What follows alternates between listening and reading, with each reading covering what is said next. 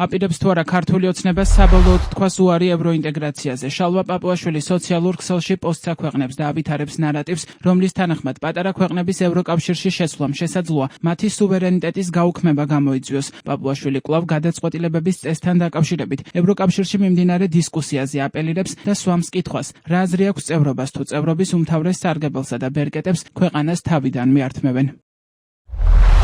გერმანიის საგარეო საქმეთა მინისტრის განცხადებით ევროკავშირში გადაწყვეტილებების კონსენსუსით მიღების წესის გაუქმების გერმანულ ინიციატივას უკვე 12 ქვეყანა შეუერთდა. თუკი ეს ინიციატივა განხორციელდა, ევროკავშირი თითქმის გარანტირებულად თანასწორ წევრთა გაერთიანებიდან დიდი სახელმწიფოების მიერ მართულ კავშირად გადაიქცევა. ევროკავშირში წევრობა თვითმიზანი არ არის. ეს არც მოქმედი წევრებისთვის არის, ასე და არც კანდიდატი ქვეყნებისთვის. ბრექსიტი ამის საუკეთესო დასტური იყო. თუ კონსენსუსის პრინციპი გაუქმდება და გადაწყვეტილებების მიღება მთლიანად დიდი სახელმწიფოებისა თუ მყარი უმრავლესობების ნებაზე გახდება დამოკიდებული, პატარა ქვეყნები ამ ფუნდამენტურ ბერკეტს დაკარგავენ. ამიტომ სულ უფრო აქტუალური გახდება კითხვა, რა აზრი აქვს წევრობას თუ წევრობის უმთავრეს სარგებელსა და ბერკეტებს თავიდანვე გართმევენ. უფრო მეტიც, ასეთ პირობებში ევროკავშირის გარეთ დარჩენა შესაძლოა პატარა სახელმწიფოსთვის უფრო სასარგებლოც კი აღმოჩნდეს, რადგან მას სულ მცირე დამოუკიდებელი გადაწყვეტილების მიღების თავისუფლება შეუნარჩუნდება. ამიტომ მთავარი კითხვა მხოლოდ ის კი არ არის, როდის მიგვიღებენ ევროკავშირში. მთავარი კითხვაა, რომელ ევროკავშირში გვთავაზობენ გაწევრიანებას, რა უფლებებით და რამდენად თანასწორი წევრის სტატუსით, რადგან წევრობა, რომელიც ქვეყანას სახელმწიფოებრივ უფლებებს ართმევს და მათი დაცვის მექანიზმებს არ აძლევს, ინტეგრაცია კი არა სუვერენიტეტის გაუქმება.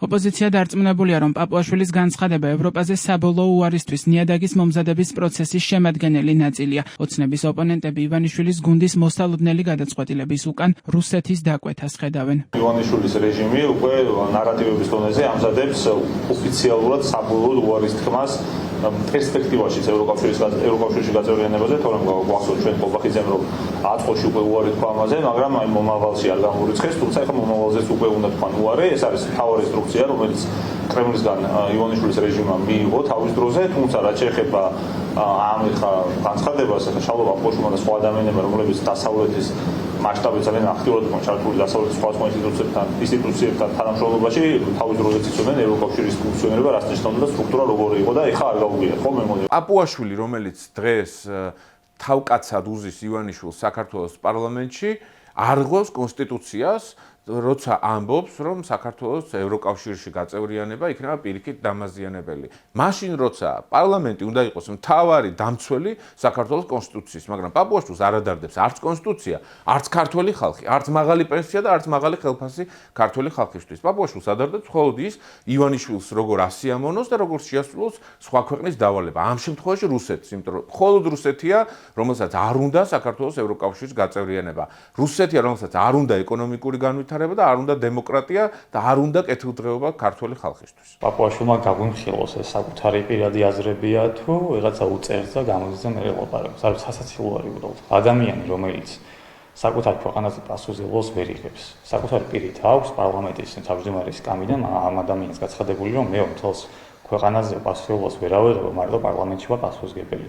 მე ვნახეთ პარლამენტში რაც მოხდა. ვერც მაგაზე ვერ აიღო პასუხისმგებლობა ამ ადამიანმა და სასაცილო არის უბრალოდ. პაპუაშვილი ევროკავშირზე და ევროპულ მომავალზე რაღაცას ვლაპარაკობს.